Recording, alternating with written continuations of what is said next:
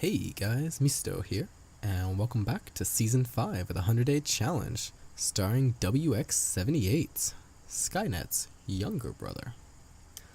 So, we left last episode just doing more mundane tasks. We're going to continue trying to get our cycle going, killing some of these jellyfish, trying to get our guys to spawn. Gotta get those floaty boat knights. The more gears we get, the stronger it will be, the higher our base stats will be, and the more likely it is that we're gonna survive the full 100 days. As this episode is most likely gonna be a bit more farm heavy, we're gonna talk about some other games probably. Talk about my opinions on those, and let me know down in the comments how you guys feel about this different style. Now I know in the early game there's a lot of things to talk about, a lot of strategies, techniques, things that I'm doing, but as we go on in the 100-Day Challenge, especially as we start cycling through the seasons or have our second mild season, there's a lot less to talk about in the game and just a lot more grindy to push through it. So I feel in episodes like these where we're just going to be doing more farming, it's just best to take a break and talk about something else while we do this. If something comes up in the game, of course, mention that, doing anything cool. And if I ever do something that you guys don't understand why I did it that way, ask me down in the comments below. We can discuss it. Maybe I'll remember why. Or maybe I'm just crazy and bad at this game. Definitely those last two things, maybe the first one as well. Alright, let's get to it. So we have these angry monkey! I'm angry at you, monkey. I don't want you to come near my home. Go away, monkey. What happens if I just hop on this raft over here? What will you do? Will you just go away? You know what? Because he's following us, we're going to change our game plan a little bit. We're going to come up here and get some grass.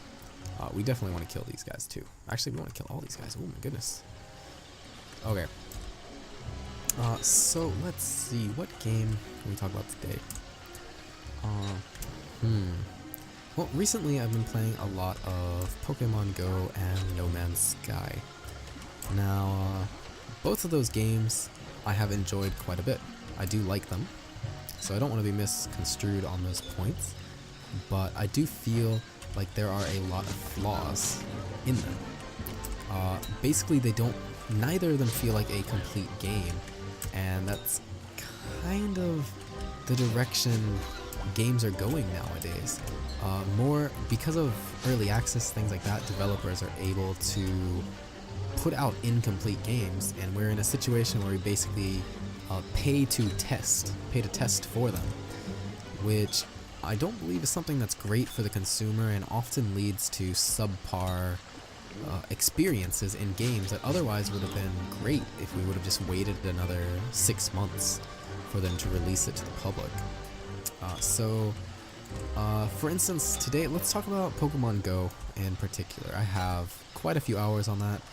Living in Japan, the game was exceptionally popular when it finally came out. It came out later than America. There were news stories talking about how to play it safely, and people on daytime television saying, "Moms, don't let your kids play this game." Before it even came out, it was already viral. Everyone wanted it. And it's pretty crazy. And it is enjoyable, I do enjoy it. But it has had quite a few problems. When it first came out, and still to this day, but we'll talk about that soon, it was basically unbalanced. Entirely. One of the most common Pokemon you can get was Vaporeon. And Vaporeon is a shawa in Japanese. Basically like shower, you're taking a shower. And it was so absurdly strong that no other Pokemon in the game mattered. It didn't matter if your Dragonite had 2,900 CP, it was gonna die to an 1,800 CP Vaporeon, hands down. It was so bad that they had to nerf its attack, Water Gun, by 40% damage. That's how ridiculous it was. They also nerfed one of its other skills, one of its super moves, but it buffed another super move, so it just changed which super move was good. We're gonna eat some of these, why not? Because we have the food. Oh, why are we wearing this? Oh my god, we're wasting our hat. Ooh, small mistakes because we're getting distracted. Basically, it was incredibly unbalanced. Vaporeon was absurdly easy to get, so everyone had multiple Vaporeons. Because of the way Pokemon are powered up, you have to find candy for that specific Pokemon. Which means, to power up a Vaporeon, a Showa, you need to have... Can we fight him on this boat? We might not be able to. He's fighting Paco, so we'll come over. Take 2 hits from him, that's fine. We get a tooth? No, we got a hat. Ooh, if we pick up a coconut, we can make a hat. Nice little speed up hat. What was it? So, because Eevee was such a common Pokemon, it was incredibly easy for people to get multiple Vaporeons and power them up to the max.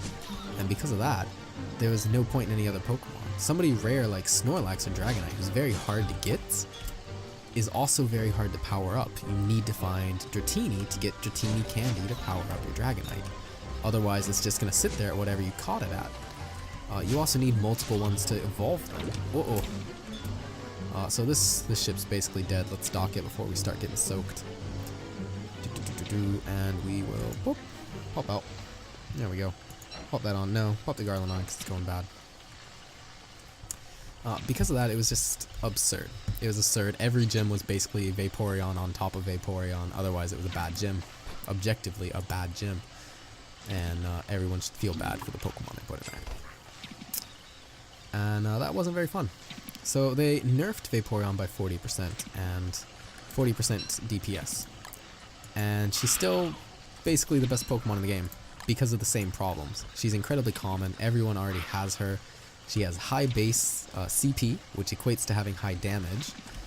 And she has very high HP. And both of those are extremely relevant. They're things that other Pokemon don't have. Oh, we don't want that. We don't want none of that. We're sorry, dude. We still have our lights, so we can just make this and come after him. Where'd he go? Where'd he go? How'd he get away from me? Whoa! Whoa! Oh, there's so many. Okay. Ooh, it's hard to see them in this weather. Oh my goodness, we should put on our armor instead of being dumb. Instead of being a dum-dum, be a smart.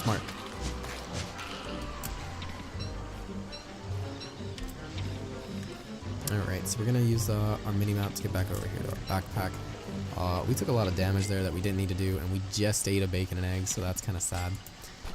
We don't have anything to put our shark fin in. We don't have what we need right now. We're kind of wet. Kind of unhappy. We're not in a happy place. Not a happy robot. We got a lot of stuff. We could just use our healing salves. There's really no downside to doing so, and it'll keep us up. We don't need to go to full health yet. We'll just, get 102. Nice safe place. Nice safe place. That's even higher than our max used to be before we had our gear. And still no floaty boat night. We'll come down here and kill these guys tomorrow. Actually, we just do it right now. We don't need to wait for the sun because we have our advantage. Now, of course, this advantage could go away.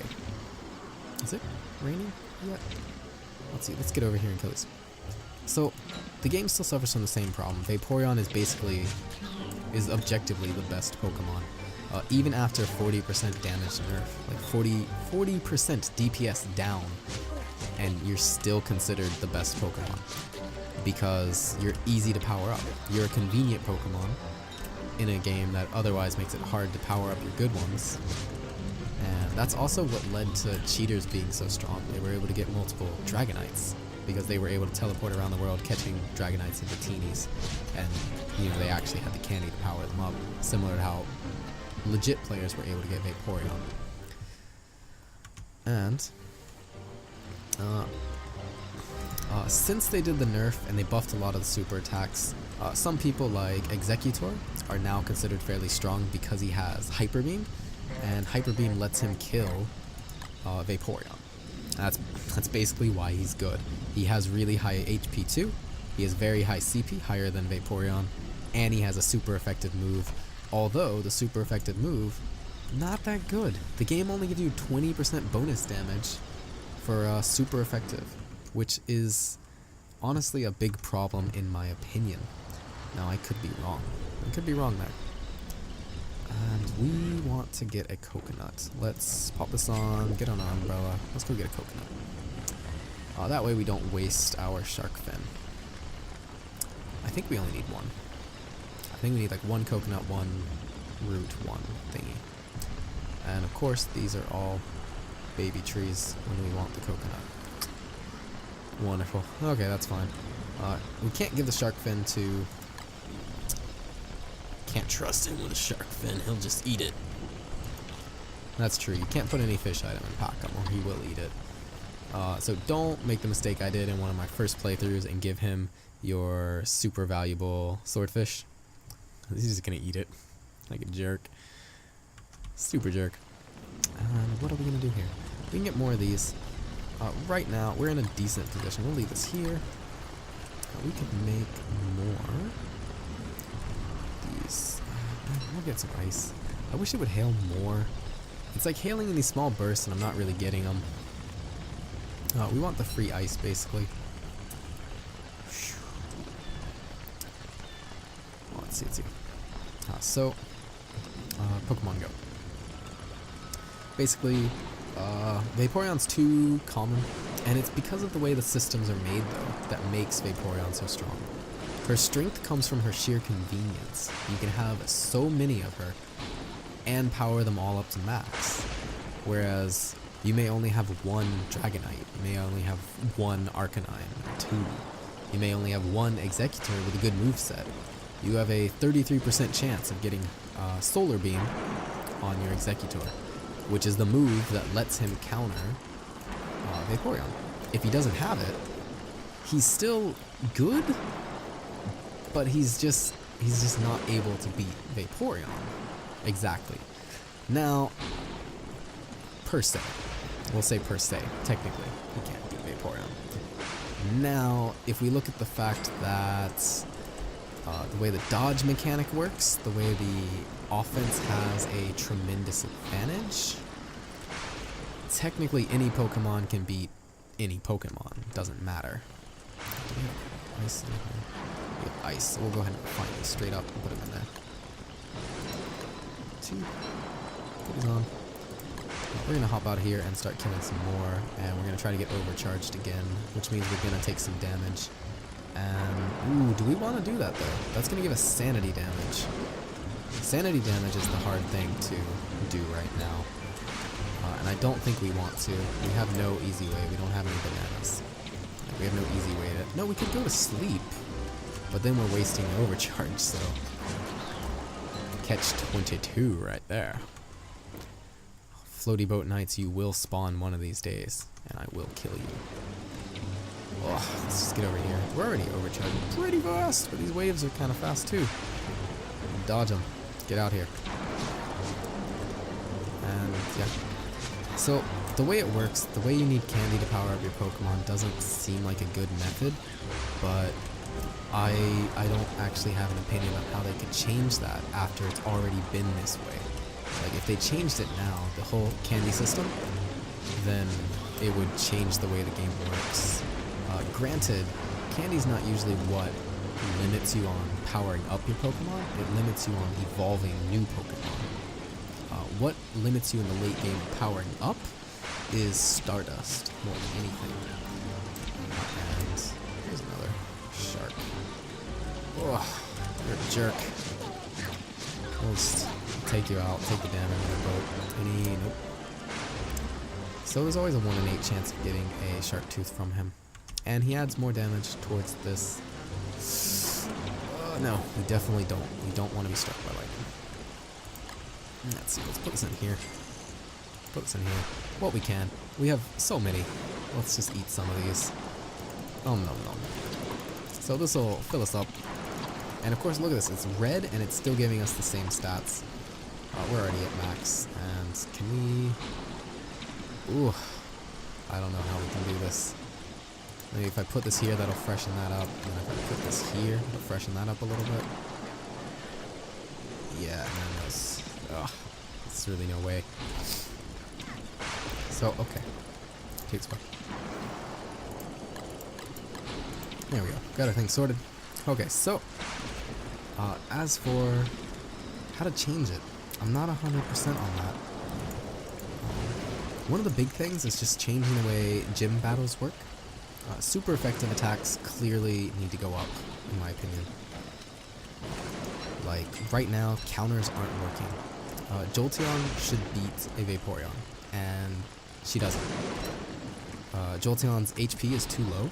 Her CP is lower too. Even though Jolteon is a far more aggressive Pokemon in the game than Vaporeon, Vaporeon has a clear advantage in attack and defense in this game. So even though Jolteon does 20% more damage, it's not enough to overcome the what I consider the bad translation from Game Boy stats to Pokemon Go stats. And yeah, like, you just gotta feel bad whenever your counter is not strong enough. Like, all of the electric Pokemon are actually considered the weakest. Each one is like mid-tier or less as far as a tier list kind of looks at them, whereas all of the higher ranked ones are all water types, because in Gen 1 water type Pokemon were usually more bulky, and for some they were bulky and slower, like Slowbro, Vaporeon, very slow but very bulky, high special defense, high defense, things like that. And they seem to have translated defense to be a very high attack in this game, because you only have your CP value and then you have your HP. If you're only going to have those two stats, CP is going to be your damage and HP is going to be your defense, then a Pokemon like Vaporeon should have even higher HP, just way lower CP in my opinion. Similar to how they did Chansey. Chansey's basically garbage. She has a lot of HP, but that doesn't mean much when she does no damage, which is probably why they made like a Vaporeon a lot stronger than she should be. As for gyms, like, first thing, fix super effective damage. I don't expect that they'll do anything that people are asking for. They're not going to make the game turn-based all of a sudden. That's not going to happen. But that would be awesome.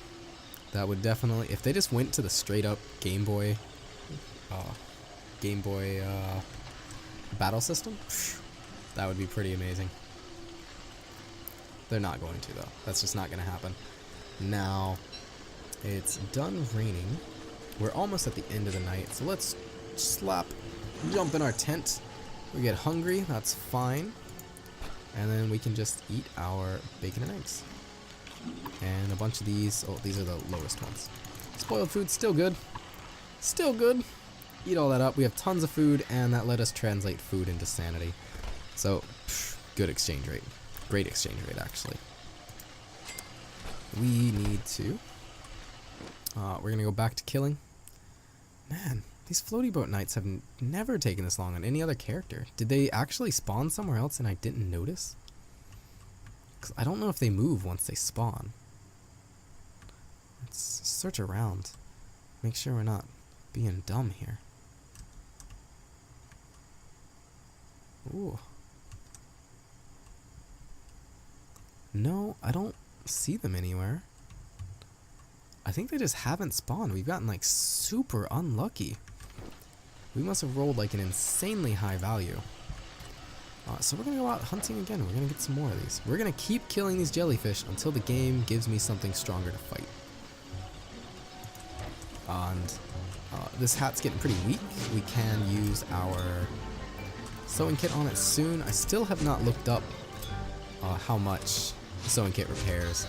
I don't think it's going to be more than 86%, but we can try right here just to test it. It's probably much lower than that. We're at 37. We went to 99, so that means it is 82. So that worked out. No, not 82. What? 62. 62. Which is good. That's really good. And we're still waiting on those floaty boats. Any day now. Oh, there's a bunch over here. We'll kill these. They don't have a lot of HP, so they do summon very slowly. Like I said many times, the cycle continues when you... Ooh, sick moves. MLG! Cycle continues when you start killing the floaty boat knights who have absurdly high HP, but basically don't do any damage to you. They're basically a free kill, a passive mob. Yeah. So fixing super effective, I think, is one of the first things they can do to make the game instantly better. But fixing super effective also is going to make it harder to defend a gym. It's going to make it strictly easier to take down a gym, which is not good. Gyms are already incredibly easy to kill on your own. You don't need teammates, which is bad. This is supposed to be a team game, and we're not getting that. We're not getting that. And now how can we fix that? Obviously gyms would need more than just the super effective. Super effective is going to fix the Vaporeon problem, but it's not going to fix the gym problem. As for the gyms, I would like to see maybe when the game first came out, inside a gym you could put 2 Pokemon to defend it. Not individually, but your team could put 2. You can only put 1 in a gym, no matter what level the gym is. You can only have 1 of your own in there. But it used to be, it started at level 2, so your team could put in 2. Now they've changed it. A gym starts at level 3. You can put in 3 Pokemon to start your team. That's because 1 Pokemon in a gym is very easy to kill. You take down the Pokemon once, and you're done. There you go. You conquered the gym. Game over. GG. That's it. And that's really unfun. It's really, really unfun that you can lose a gym in 1 battle. And the offense already has an advantage. Not only can they dodge all of your attacks, as you're controlled by the AI won't switch Pokemon. It won't try to get type advantage. It won't be smart. It won't like delay its attacks so that it can dodge. It won't delay. It won't like have a random pause between attacks so that it can try to catch you. So it's not easy to. So it's not trivially easy to predict when to dodge.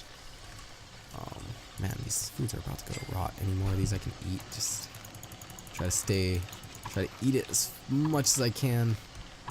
Get as much out of these. We just have too much food. It's absurd. Still no floaty boats. Oh my god. Oh no. Alright. We're gonna do our best. And we're waiting on them. Let's see. What's it called? Oh wait, this is our last day when this ends and we're done.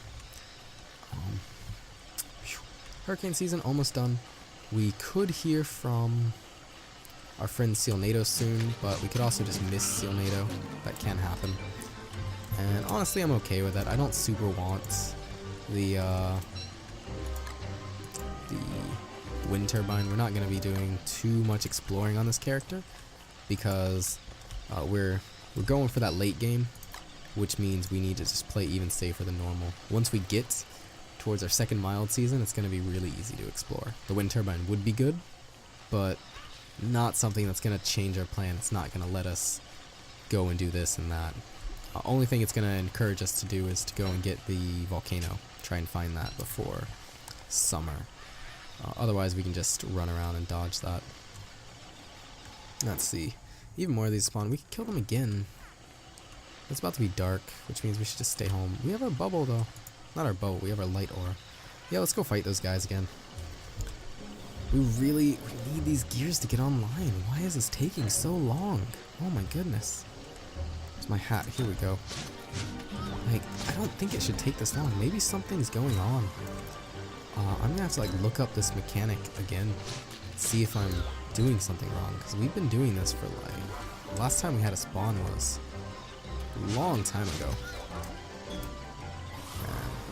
It's just getting sad. We're consistently killing these guys. They're respawning crazy often. Coming over here is a little bit dangerous because the hurricane waves can come over.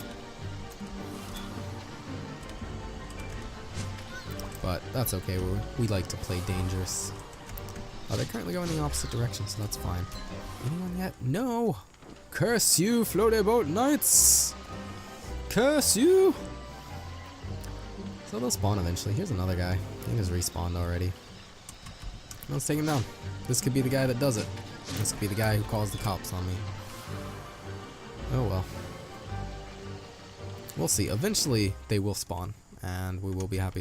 You know what? Let's go get those other guys over here. We still have our full aura. We're overloaded. We're going fast. This overload has lasted a really long time, too. Like, that's pretty crazy. So we've had all this light and this speed. We're going to try to see... You know, anywhere around our island that we could get these guys spawning is good. So we're just gonna go full on, try to get them as hard as we can. 1, 2, pick that up. All day long, you'll have good luck. Moving so fast, this is definitely what we need. But, ugh. These guys are spawning slow. We're like picking up the pace. We're trying to get these guys to spawn really, really badly. Like, please, I've been a bad boy, game. Punish me. Did we get him? No, we didn't even pick him up. Look at all this food again. We have 28 of these guys in our food. That is in our inventory. That's 280 food. And if we cook it up, that's over 500 food. It's ridiculous. Because it doesn't quite double, but it's definitely over 500 food. We're still overloaded? Ooh, that made me dizzy. Definitely gotta stop moving before I open the minimap. Yeah, we're just surfing back and forth while we're overloaded, getting these guys. Just being as super efficient as we can. So much food. Give me these floaty boat nights. Woo! As the days go on, they also get easier to summon. Like a lower requirement of murdered things. Basically, it generates the value based on a HP total, and once you cross that threshold, they come. And that's why we're adding it up. But we're gonna have to call this an episode here. Get home, take off our hat so we don't forget about it. Put that on so we don't. Ooh, this one. Alright. Alright, so guys, as always, if you liked the video, please hit that like button. If you want to have a conversation, leave me a comment down below. Always looking for advice and feedback to improve the channel. And if you want to continue surviving together, hit that subscribe button. Alright, so I'll catch you guys in the next one. Otsukare-sama desu.